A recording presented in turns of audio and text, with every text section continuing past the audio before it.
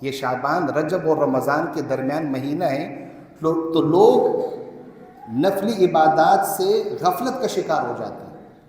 کیا رمضان آ رہا ہے، رمضان کی تیاری میں کوئی اپنے کاروبار کو فوکس کر رہا ہوتا ہے، کوئی لین دین اپنے ٹھیک کر رہا ہوتا ہے، کوئی گھر کے کام کاج ہوتے ہیں وہ نپٹانے کے چکر میں ہوتا ہے، تو جس کی وجہ سے یہ شعبان کا مہینہ غفلت میں انسان سے گزر جاتا ہے کہ لوگ جس مہینے میں، جس دن میں، جس وقت میں اللہ سے غافل ہوں، ایمان والے اس مہینے میں، اس دن میں، اس لمحے میں اللہ کی طرف متوجہ ہوں۔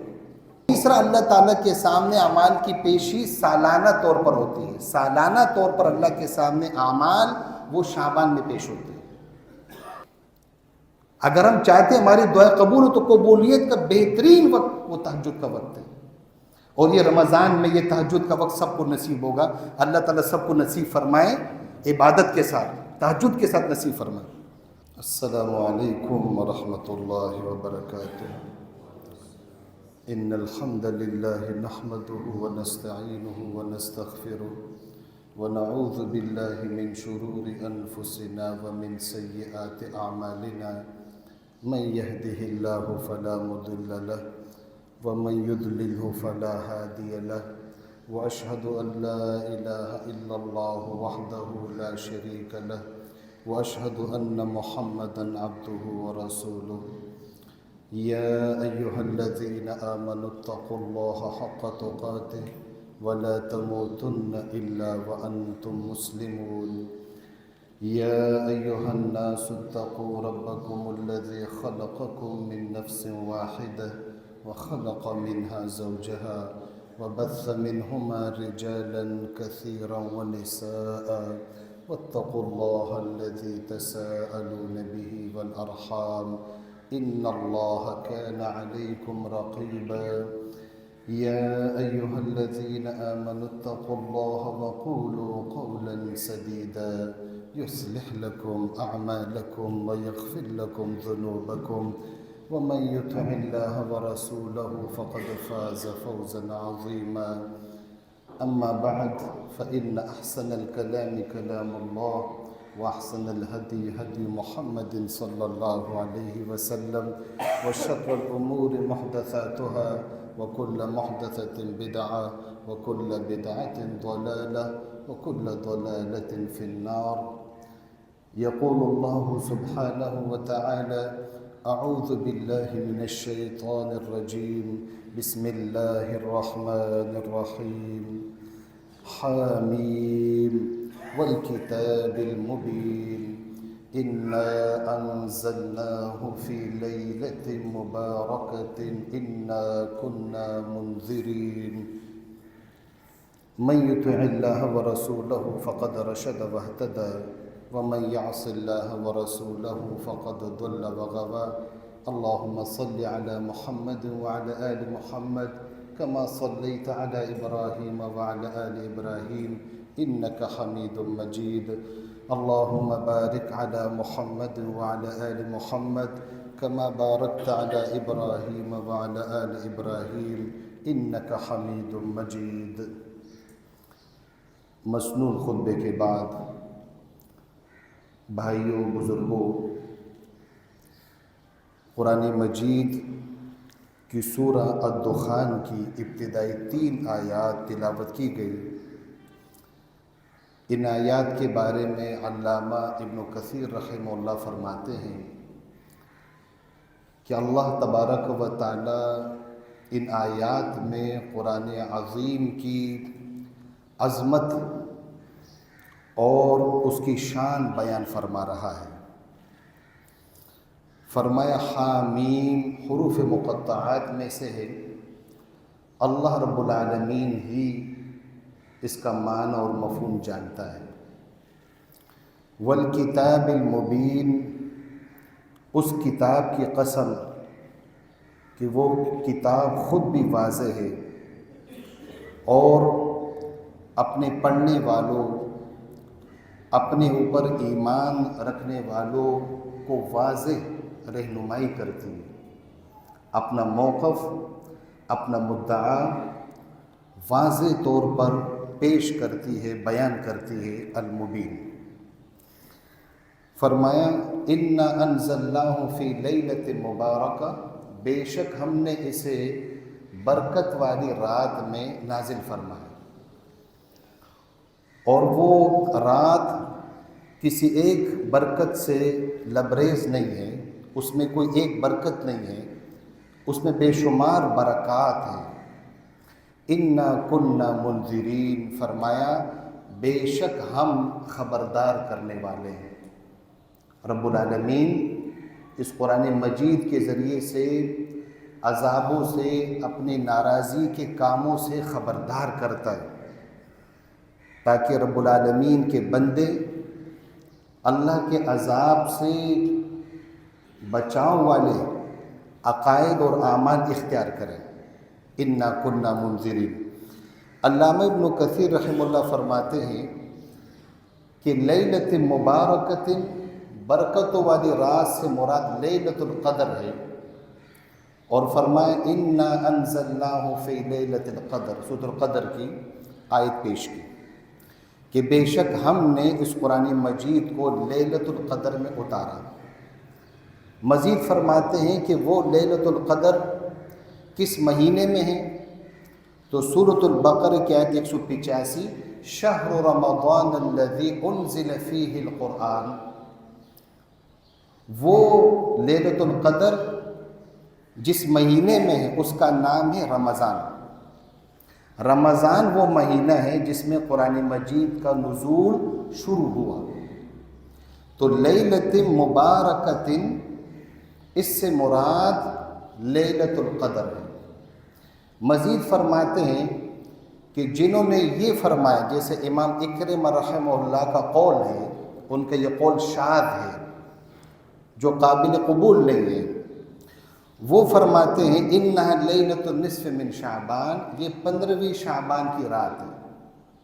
اس پر علامہ ابن کثیر رحمہ اللہ نے فرمایا کہ فقد ابعد النجعۃ، انہوں نے یہ جو بات کی ہے کہ اس لیلۃ مبارکۃ سے مراد 15ویں شعبان کی رات مراد ہے، تو یہ اصل مقصد سے بہت دور چلا گیا۔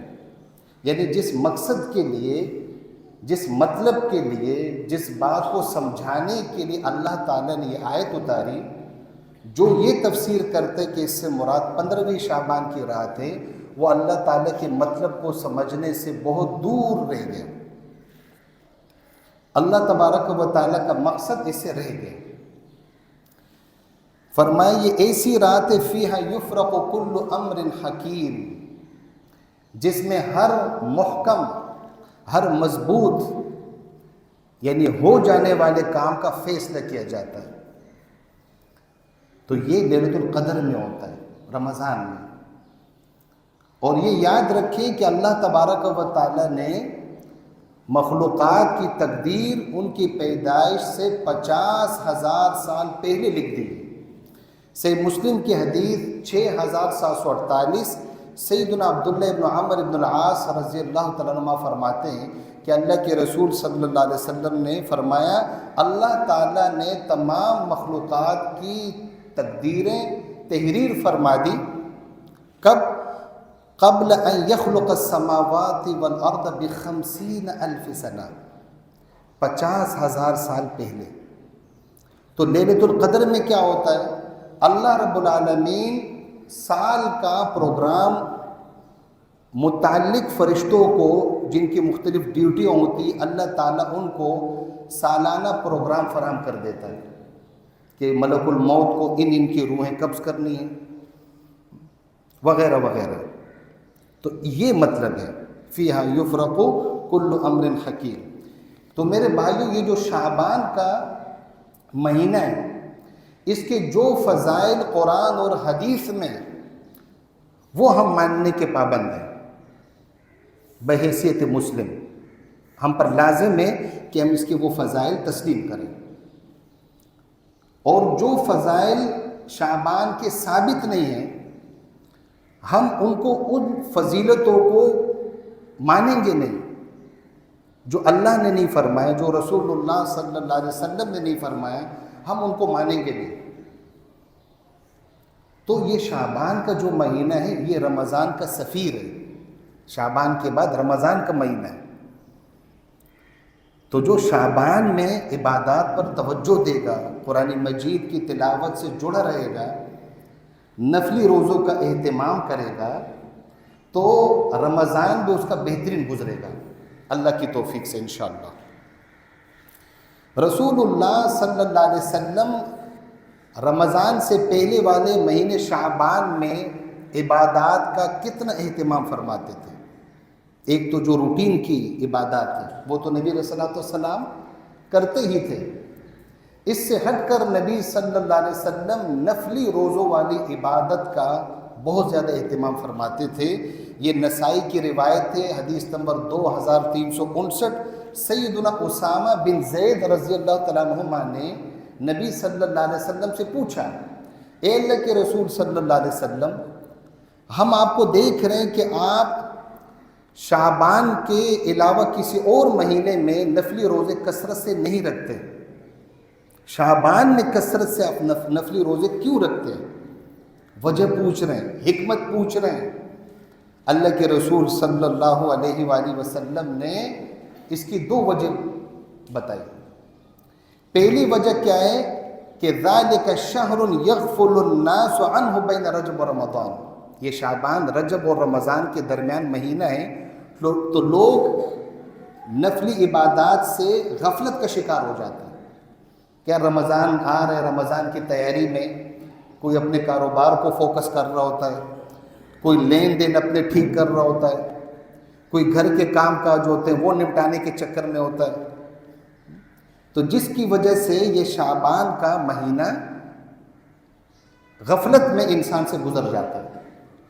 تو رسول اللہ صلی اللہ علیہ وسلم نے یہ جو فرمایا کہ اس میں اکثر لوگ غافل ہو جاتے ہیں، مطلب کہ ایمان والوں کو، اللہ والوں کو چاہیے کہ لوگ جس مہینے میں، جس دن میں، جس وقت میں اللہ سے غافل ہوں، ایمان والے اس مہینے میں، اس دن میں، اس لمحے میں اللہ کی طرف متوجہ ہوں۔ اس حدیث کا یہ تقاضا ہے۔ اور فرمائے دوسری اس کی فضیلت کیا ہے، وہ شہر یرفع فیہ الاعمال الی رب العالمین، اللہ رب العالمین کی طرف اعمال چڑھتے ہیں، اٹھتے ہیں، کیونکہ اللہ تعالیٰ اوپر ہے تو اعمال اوپر کی طرف جاتے ہیں اللہ تعالیٰ کے پاس۔ نبی علیہ السلام نے فرمایا میں اس لیے کثرت سے نفلی روزے رکھتا ہوں تاکہ میرا عمل جب اللہ کے سامنے پیش ہو تو وہ انا صائم، روزے کی حالت میں ہوں، کہ اللہ تعالیٰ کے سامنے جب میرے اعمال پیش ہوں تو اللہ تبارک و تعالیٰ کے سامنے میرا عمل روزے کی حالت میں پیش ہو کہ محمد صلی اللہ علیہ وسلم کا روزہ ہے۔ اللہ اکبر۔ تو جب محمد صلی اللہ علیہ وسلم کے اعمال اللہ پر پیش ہوتے تھے تو اب بھی تمام انس اور جن کے اعمال اللہ تعالیٰ کے سامنے ہی پیش ہوتے ہیں، کسی فرشتے پر پیش نہیں ہوتے، کسی نبی علیہ السلام پر پیش نہیں ہوتے، کسی ولی پر پیش نہیں ہوتے، رب العالمین پر پیش ہوتے، ان کے سامنے پیش ہوتے، اللہ تعالیٰ کے سامنے۔ تو قرآن اور حدیث کے مطالعے سے یہ پتہ چلتا ہے کہ اللہ تبارک و تعالیٰ کے ہاں اعمال تین طریقوں سے پیش ہوتے ہیں۔ ایک روزانہ کی بنیاد پر، دن اور رات روزانہ کی بنیاد پر انسان کے عمل اللہ کے سامنے پیش ہو رہے ہیں، اور دوسرا ہفتہ واری، کہ اللہ تبارک و تعالیٰ کے سامنے پیش ہوتے، جیسے نبی علیہ السلام نے فرمایا پیر اور جمعرات، اس وجہ سے نبی علیہ السلام روزے رکھتے تھے کہ اللہ تعالیٰ کے سامنے میرا عمل پیش ہو کہ میں روزے سے ہوں۔ اور تیسرا، اللہ تعالیٰ کے سامنے اعمال کی پیشی سالانہ طور پر ہوتی ہے، سالانہ طور پر اللہ کے سامنے اعمال وہ شعبان میں پیش ہوتے ہیں۔ تو روزانہ کے اعمال، ہفتہ واری اعمال اور سالانہ اعمال۔ تو یہ کیوں اللہ کے دین نے یہ آپشن رکھے، یہ چیزیں کیوں رکھی ہیں کہ ہم اپنے اعمال کا جائزہ لیں، ہم اپنا احتساب کریں کہ ہم کون سا عمل کر رہے ہیں، وہ عمل ہم کریں جس سے اللہ رب العالمین راضی ہو۔ تو میرے بھائیوں، رسول اللہ صلی اللہ علیہ وسلم کے نزدیک رمضان کے بعد جو سب سے زیادہ پسندیدہ محبوب مہینہ ہوتا تھا وہ کون سا مہینہ ہوتا تھا؟ شعبان کا۔ تو ہم بھی رمضان کے بعد سب سے زیادہ جس مہینے سے محبت کرے وہ کون سا ہو؟ شعبان کا۔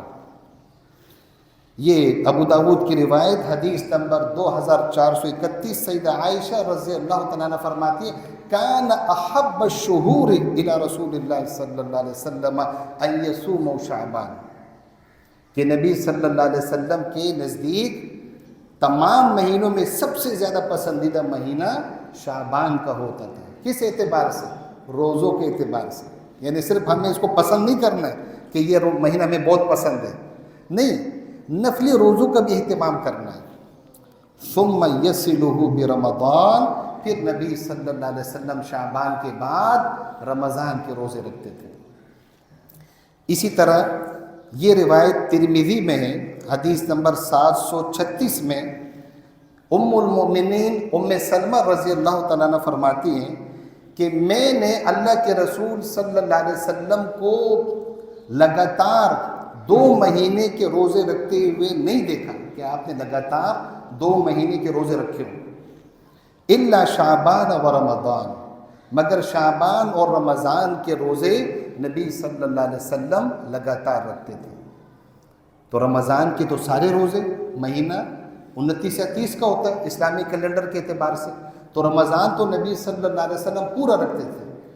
سیدہ ام سلمہ رضی اللہ تعالیٰ عنہ نے جو فرمایا کہ پورا مہینہ لگاتار، تو مقصد شعبان میں اکثر نبی علیہ السلام کا روزہ ہوتا تھا۔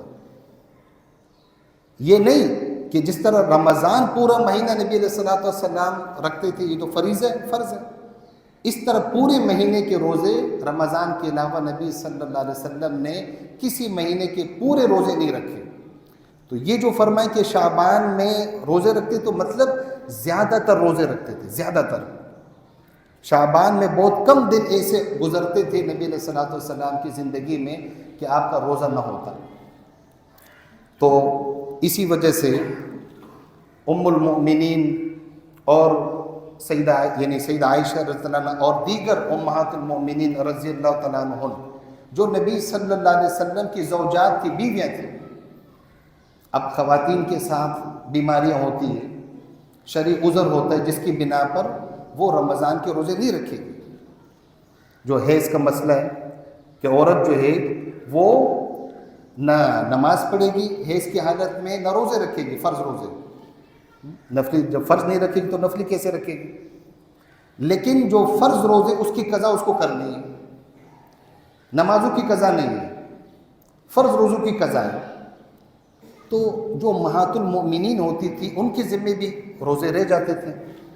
تو یہ روایت ہے صحیح مسلم کی حدیث نمبر 1146، ام المؤمنین سیدہ عائشہ رضی اللہ عنہا تمام امہات المؤمنین کے حوالے سے فرماتی ہیں کہ ہم میں سے کسی پر رمضان کے روزے باقی ہوتے تھے اور نبی صلی اللہ علیہ وسلم کی مصروفیت کی وجہ سے، خدمت کی وجہ سے ہم رمضان کے وہ قضا روزے نہیں رکھ سکتی تھی۔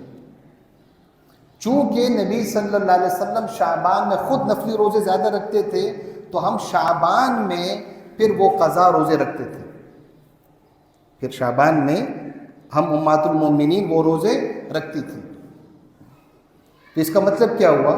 اس کا مطلب یہ ہوا کہ جس کے ذمے رمضان کے روزے باقی ہیں، ان روزوں کی اس کو قضا کرنے ہیں، تو وہ شعبان تک اس کو لے جا سکتا ہے اگر شرعی عذر ہے، یعنی اس کے پاس 11 مہینوں کا ٹائم ہے۔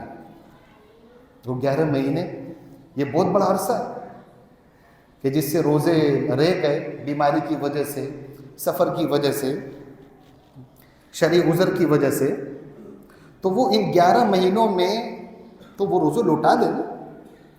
یہ بات یاد رکھے جس کے ذمے روزے باقی ہیں اور اس کو اس کا ضمیر جو ہے وہ جھنجھوڑتا ہے، اس کو اس کا نفس احساس دلاتا ہے کہ دیکھو تمہارے ذمے روزے ہیں، تمہیں یاد نہیں، اور وہ اپنی ضمیر کی اس آواز کو، اس حق آواز کو دبا دیتا ہے اپنے آپ کو انجان بنا دیتا ہے. اللہ تعالیٰ کو تو یاد ہے نا، احصاہ اللہ و نسوہ. لوگ بھول جاتے ہیں یا بلا دیتے ہیں، لیکن اللہ تعالیٰ کو تو یاد ہے نا. یہ سورۃ المجادلہ کی آیت ہے. تو ہم میں سے ہر مسلم مرد ہو یا عورت اپنے روزوں کا جائزہ لے کہ اگر ان کے ذمے پچھلے رمضان کے روزے ہیں تو وہ اس کو لوٹائیں، وہ اس کو لوٹائیں. یہ اللہ تعالیٰ کا فرض ہے، فریضہ ہے. اس کے ذمے یہ قرض ہے، یہ قرض ہے، اور یہ قرض وہ چکائیں. کتنا لمبا اللہ نے ٹائم دیے. تو جس پر رمضان کے روزے باقی ہے، جیسے بھی رمضان کا مہینہ جو ہے شعبان کے بعد رمضان کا مہینہ ہے، اب رمضان میں کوئی بیمار ہو گیا، اللہ نے رخصت دی ہے، روزے نہ رکھو. اب رمضان کے بعد عید الفطر کا پہلا دن روزہ رکھنا حرام، اس کے بعد وہ روزہ رکھنا چاہے قضا روزے رکھ لے، لگاتار روزے رکھے یا گیپ کے ساتھ روزے رکھے. تو شعبان تک اس کے پاس ٹائم ہے. تو امہات المومنین یہ فرماتی ہیں کہ ہم روزے اپنے قضا روزے نہیں لوٹا سکتی تھی، کیونکہ نبی صلی اللہ علیہ وسلم کی خدمت کرنی ہوتی تھی، آپ کے حقوق کی ادائیگی مد نظر ہوتی تھی. تو شعبان میں ہمیں وہ قضا روزے رکھنے کا موقع ملتا تھا، تو ہم شعبان میں وہ روزے رکھ لیتے تھے. اب ایک اور مسئلہ آپ سن لیں کہ اگر کسی کی زندگی میں ایک رمضان آیا اور اس رمضان وہ بیمار تھا، اب رمضان گزر گیا، 10 دن 12 دن وہ بیمار رہا، رمضان گزرنے کے بعد وہ صحت مند ہو گیا، ٹھیک ہو گیا.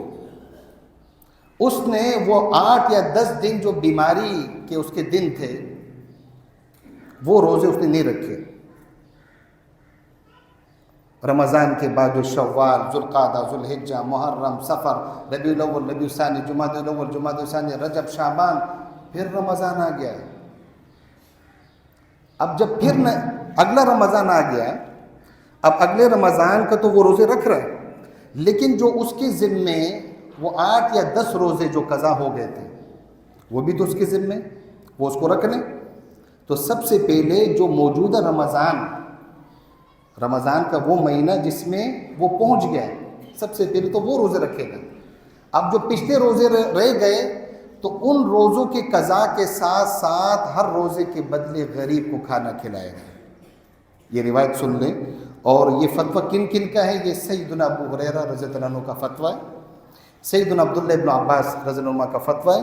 مصنف عبد الرزاق میں حدیث سے حدیث نمبر 7620 سیدنا ابو ہریرہ رضی اللہ تعالیٰ عنہ فرماتے ہیں. اور یہ کوئی بھی صحابی معمولی نہیں، لیکن ان کا علم بھی کوئی معمولی علم تو نہیں تھا. کثرت سے روایت کرنے والی یہ صحابی ہیں. فرماتے جس نے رمضان پا لیا اور وہ بیمار تھا پھر صحت مند ہو گیا، فلم یقضی حتی ادرک شہر رمضان آخر، یہاں تک کہ دوسرا رمضان آ گیا. اب جو رمضان آ گیا اس رمضان کے روزے وہ رکھے گا، جو اس کے ذمے پچھلے رمضان کے روزے تھے وہ روزے رکھے گا. وَأَطْعَمَ عَنْ كُلِّ يَوْمٍ نِصْفَ صَاعٍ مِّن قَمْحٍ. یہ سیدنا ابو ہریرہ رضی اللہ تعالیٰ عنہ کا فتویٰ کہ وہ ہر روزے کے بدلے پھر کیا کرے گا؟ نصف سا تقریباً 1 کلو 700 گرام یعنی 2.25 کلو وہ کیا دے گا؟ گندم دے گا. اجناس، جو جس علاقے میں جو چیز خوراک کے طور پر زیادہ کھائی جاتی ہے تو وہ چیز وہ ساتھ میں فدیے کے طور پر دے گا. کیوں؟ اس وجہ سے کہ اللہ تعالیٰ کے دین اس کو 11 مہینے دیے. پچھلے رمضان یہ بیمار تھا، اللہ نے اس کو صحت دی. صحت کتنی بڑی نعمت ہے. جو بیمار ہیں ان سے پوچھیں کتنے انسان جتن کرتا ہے اپنی صحت کے لیے. اللہ نے اس پر احسان کیا، انعام کیا، اس کو صحت دے دی، اور پھر اس نے 11 مہینوں کے اندر روزے بھی نہیں لوٹا. 11 مہینے تقریباً ایک پورا سال اس کو ملا، اس نے نہیں دوہرایا، وہ روزے نہیں لوٹائے اس نے. اب اس کے اوپر کیا ہے؟ اس کے اوپر یہ فدیہ ہے کہ وہ ہر روزے کے بدلے روزے بھی رکھے گا اور جتنے روزے اس سے رہ گئے اس روزے کے حساب سے وہ ہر دن فدیہ دے گا۔ تو اس کا آسان طریقہ یہ ہے کہ انسان 2-3 روٹیاں ساتھ میں کچھ سالن آس پڑوس میں گلی محلے میں جو مسکین و غریب ان کے گھر پہنچا دیں۔ یہ بتانے کی ضرورت نہیں ہے کہ یہ ہم اس ضمن میں دے رہے ہیں، یہ ضروری نہیں بتانا۔ تو یہ فتویٰ سیدنا ابو ہریرہ رضی اللہ عنہ کا۔ لیکن اس میں یہ بات یاد رکھیں کہ جو پچھلے رمضان میں بیمار تھا، پچھلا رمضان جو گزر کے بیمار تھا، اب رمضان گزر گیا وہ بیمار تھا، اس کے بعد 9 10 11 مہینے گزر کے وہ بیمار تھا، اگلا رمضان جب آیا اس میں وہ صحت مند تھا۔ اب یہ جو اس کی زندگی میں یہ جو دوسرا رمضان آ گیا جس کے وہ روزے رکھ رہا ہے وہ روزے رکھے، لیکن جو پچھلے رمضان کے وہ روزے رکھے گا تو صرف روزے رکھے گا۔ کیوں؟ اس لیے کہ وہ بیمار تھا، اس کو روزے قضا روزوں کا موقع ہی نہیں ملا کہ وہ بیمار تھا، بیماری اس شرعی عذر ہے۔ یہ جو کھانا کھلانا یہ اس کے اوپر ہے جس نے سستی کاہلی کی، لاپرواہی کی۔ تو یہ مسئلہ ذہن میں رکھیں میرے بھائیوں۔ اللہ تبارک و تعالی ہمیں رمضان کا مہینہ نصیب فرمائے۔ اللہ تبارک و تعالی ہمیں ایمانی صحت، سب سے پہلی ایمانی صحت ہے نا، ایمان صحت مند ہوگا تو عبادات ٹائٹ ہوگی، اور ساتھ میں جسمانی صحت بھی۔ اللہ تعالی رمضان کی برکتیں ہمیں نصیب فرمائے۔ یہ جو 15 شعبان کے حوالے سے حدیث پیش کی جاتی، ترمذی کی حدیث نمبر 739، اس کے راوی سیدنا عروہ ابن زبیر ہے۔ سیدنا عروہ یہ سیدہ اسما بنت ابوبکر صدیق رضی اللہ تعالیٰ عنہما کے بیٹے، اور سیدہ عائشہ رضی اللہ عنہا ان کی خالہ ہے۔ سیدنا عروہ اپنی زبیر وہ فرماتے ہیں کہ ام المؤمنین یعنی اپنی خالہ سیدہ عائشہ رضی اللہ عنہا سے روایت کرتے ہیں کہ انہوں نے فرمایا کہ ایک رات نبی صلی اللہ علیہ وسلم میرے ہاں موجود تھے۔ نبی علیہ الصلوۃ والسلام نے اپنی ازواج میں باریاں مقرر کی تھی۔ اس رات کو سیدہ عائشہ رضی اللہ عنہا کے پاس نبی صلی اللہ علیہ وسلم کی باری تھی، نبی علیہ وسلم کی باری ان کے ہاں تھی۔ تو فرماتی ہے کہ اچانک نبی علیہ الصلوۃ والسلام ابھی لیٹے ہی نہیں تھے کہ اچانک آپ بستر سے اٹھ کے جانے لگے۔ میں بھی چپ چپ کے نبی صلی اللہ علیہ وسلم کے پیچھے گئی۔ میں نے دیکھا کہ نبی علیہ الصلوۃ والسلام نے اپنے دونوں ہاتھ قبلے کی طرف اٹھائے، بلندی قبلے کی طرف آپ نے اٹھایا، اور نبی صلی اللہ علیہ وسلم دعا کر رہے تھے، دعا یوں نبی علیہ الصلوۃ والسلام نے ہاتھ اٹھایا یوں قبلے کی طرف، اور اللہ کے رسول صلی اللہ علیہ وسلم نے دعا کی، واپس آئے۔ فرماتی ہے کہ میں جلدی جلدی نبی علیہ الصلوۃ والسلام سے پیچھے پیچھے، مطلب میں آگے آگے تھی، نبی علیہ السلام پیچھے تھے، میں آئی تو میرا سانس پھول رہا تھا۔ نبی علیہ الصلوۃ والسلام نے پوچھا کہ عائشہ یہ سانس تمہارا کیوں پھول رہا ہے؟ رضی اللہ تعالیٰ عنہ انہوں نے بتایا کہ میری باری تھی اور مجھے دل میں یہ خیال آیا کہ کہیں آپ کسی اور زوجہ کے پاس جا رہے ہیں۔ تو نبی علیہ الصلوۃ والسلام نے تسلی دی کہ نہیں، تم اس سے کیوں ڈرتی ہو کہ تم پر ظلم ہوگا، کہ اللہ اس کے رسول صلی اللہ علیہ وسلم تم پر ظلم کریں گے؟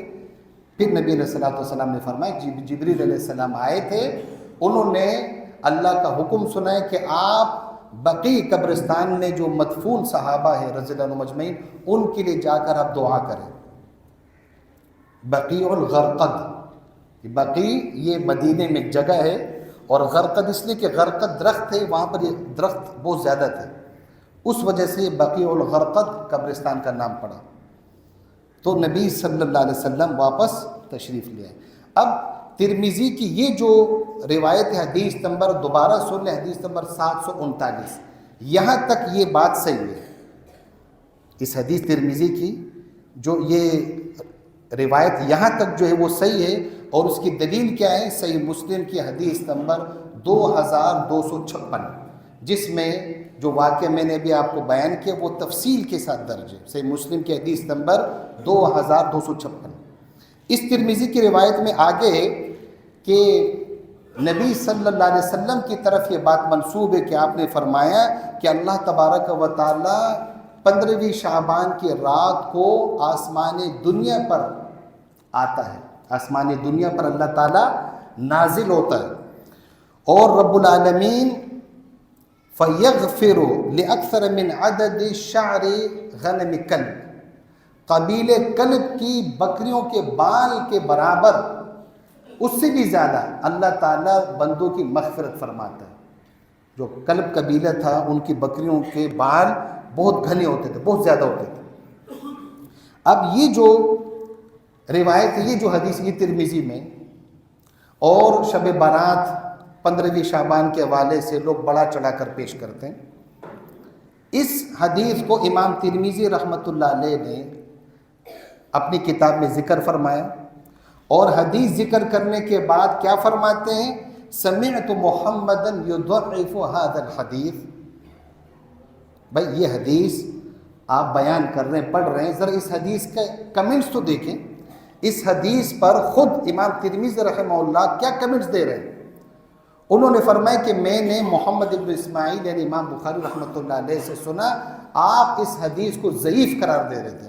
حدیث ضعیف کا مطلب کیا ہوتا ہے؟ کہ یہ حدیث نبی صلی اللہ علیہ وسلم کی نہیں ہے. حدیث ضعیف کا مطلب یہ ہوتا ہے، اور دو وجہ سے اس میں اس کی سند میں انقطاع ہے. انقطاع کسے کہتے ہیں؟ کہ ایک شخص کہتا ہے کہ میں نے اس سے سنا، حالانکہ اس نے سنا ہی نہیں، اس نے نہیں سنا. تو پہلا انقطاع کہ یحییٰ ابن ابی کثیر، اس حدیث کے راوی میں یحییٰ ابن ابی کثیر ہے، وہ اس حدیث میں کہتے کہ میں نے عروہ سے سنا. عروہ جلیل القدر تابعی ہے، جبکہ سیدنا عروہ رحمہ اللہ سے یحییٰ ابن ابی کثیر نے یہ حدیث سنی نہیں. یہ کون فرماتے؟ یہ خود امام ترمذی رحمہ اللہ فرما رہے ہیں. اور دوسری وجہ کیا ہے؟ حجاج ابن ارطاط، انہوں نے یہ حدیث یحییٰ ابن ابی کثیر سے نہیں سنی. یعنی دو جگہوں پر یہ سند منقطع ہے. منقطع معنی یہ سند جو ہے مل نہیں رہی ہے. یوں ہی وہ کہہ رہے کہ ہم نے فلاں سے سنا، ہم نے فلاں سے سنا. کوئی پروف چاہیے نا، اس پر کوئی پروف نہیں ہے. خود امام ترمذی رحمہ اللہ فرماتے کہ یہ حدیث کیا ہے؟ یہ ضعیف ہے.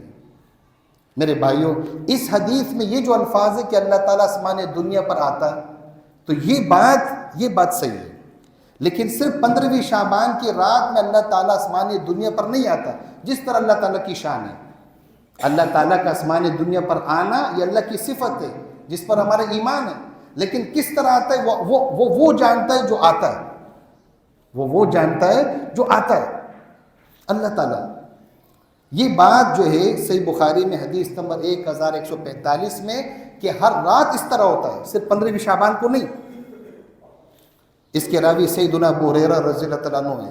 نبی صلی اللہ علیہ وسلم نے فرمایا ينزل ربنا تبارک و تعالی كل ليلة الى السماء الدنيا حين يبقى ثلث الليل الآخر.